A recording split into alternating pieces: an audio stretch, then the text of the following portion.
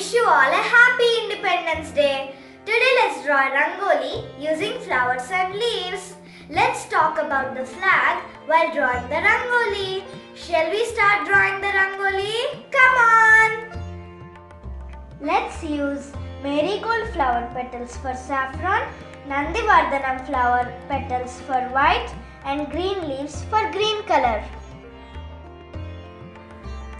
Let's start designing the flag by drawing the Ashoka Chakra first. The Ashoka Chakra lies in the middle of the flag. It is in navy blue color. It is in a wheel shape with 24 spokes. The 24 spokes represent the 24 hours of a day. It represents progress and dynamism of a peaceful change. We couldn't get navy blue colored flowers, so we are drawing the Ashoka Chakra with a navy blue color sketch pen.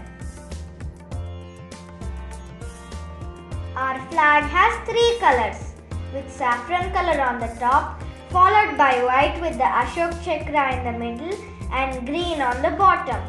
Now let's use marigold for saffron on the top. Saffron color represents courage, selflessness and sacrifice. Actually, flag is to be drawn with 2:3 measurement only. If breadth of the flag is 2 centimeters, length should be 3 centimeters. Here we took 12 inches breadth, each color of 4 inches and the length is 18 inches. Now let's fill in white color with Nandivardhanam. White color in the flag represents truth, honesty, purity and peace.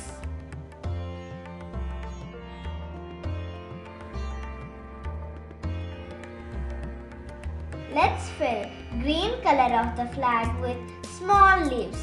Green represents prosperity, vibrance and life. Our Indian national flag is designed by Pingali Venkaya Garu.